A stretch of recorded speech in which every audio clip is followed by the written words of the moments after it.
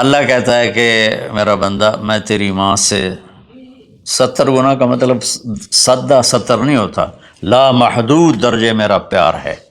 پھر تسلی نہیں ہوتی، یا اللہ تو قرآن تو بھیج رہا ہے، پتہ نہیں ہم عمل کر سکیں گے کہ نہیں کر سکیں گے۔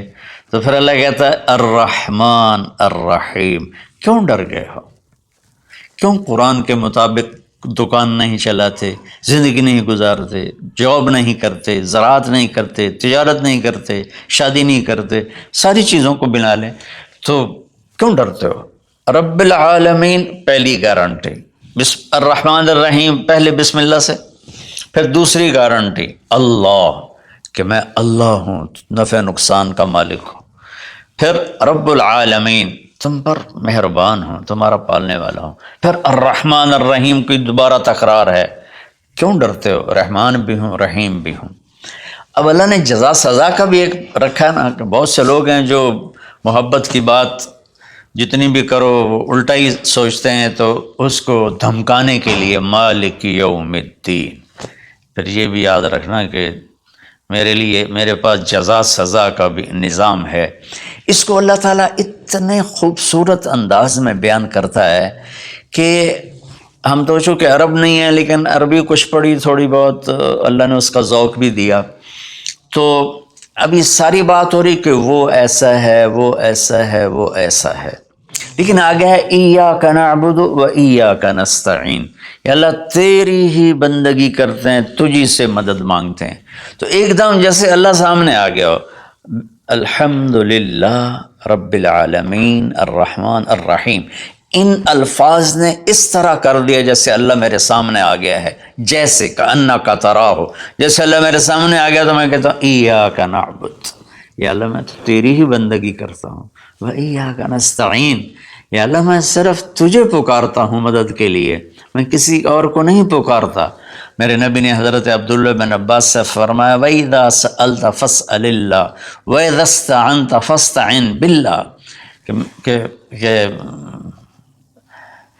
اے بچے، اے میرے یا غلام، اے میرے پیارے چچا زاد بھائی، تو ایسا جب تجھے پکارنا ہو تو اللہ کو پکارنا، مدد کے لیے صرف اللہ ہے جو آتا ہے، اللہ کے سوا کوئی مدد نہیں کر سکتا۔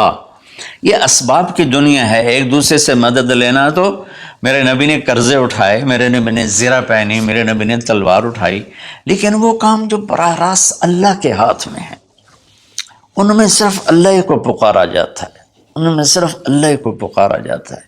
ایاک نعبد و ایاک نستعین، علماء فرماتے ہیں ساری آسمانی کتابوں کا خلاصہ قرآن ہے، اور قرآن کا خلاصہ سورۃ فاتحہ ہے، اور سورۃ فاتحہ کا خلاصہ ایاک نعبد و ایاک نستعین ہے۔ اے میرے اللہ، یا اللہ، یہ صرف اللہ کے ساتھ ہے اور کسی کے ساتھ نہیں ہے۔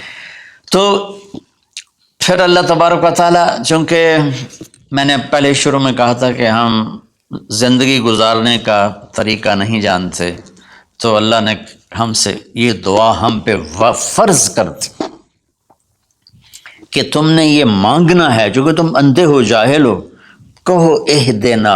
کتنی ضروری ہے، اللہ کہتا ہے روٹی مانگو، پانی مانگو، بیوی مانگو، بچے مانگو، جی کپڑے مانگو، زمین مانگو، جائیداد مانگو، صحت مانگو، عزت مانگو، سب کچھ مانگو، لیکن ایک چیز اللہ نے فرض کر دی کہ میرے بندے اگر تو ہدایت کے بغیر مر گیا تو برباد ہو جائے گا، لہذا تم پہ واجب کرتا ہوں، فرض کرتا ہوں کہ اہدنا الصراط المستقیم۔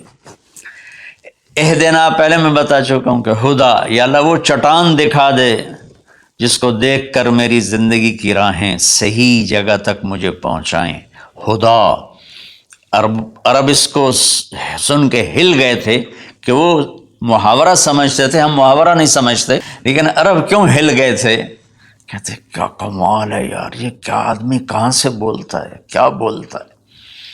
وہ تو ابو جہل سے پوچھا اخنس ابن شریک نے، سچ سچ بتا محمد جھوٹے ہیں کہ سچے ہیں؟ کہنے لگا اللہ کی قسم سچے ہیں، پر نہیں مانوں گا، میں بنو ہاشم سے مقابلہ کروں گا، نہیں مانوں گا، سچے ہیں۔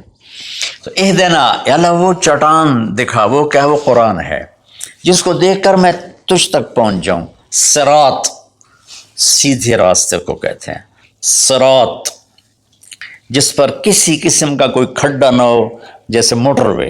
اب موٹر وے بنائے تو ہم لوگ اپنے گاؤں سے، ابھی میں گاؤں سے ہی بات کر رہا ہوں، ملتان کے لیے جانا ہو، لاہور، اسلام آباد، فیصل آباد، موٹر وے سے جاتے ہیں. صراط موٹر وے کو کہتے ہیں.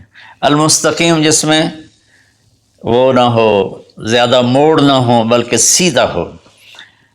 الذین انعمت علیہم، نعم اس بوٹی کو کہتے ہیں جو سردی گرمی میں خشک نہیں ہوتی، سدا بہار سرسبز ہوتی ہے. تو نعمتاً یا اللہ وہ راستہ دے جس میں ہر چیز ملتی ہو، سبزہ بھی ہو، خوشیاں بھی ہوں، اور اس کے راستے میں کوئی سروس اسٹیشن بھی ہو، اور کھانے پینے کا سامان بھی ہو، کوئی بوفے بھی ہو، اور کوئی جو پیٹرول اسٹیشن بھی ہو.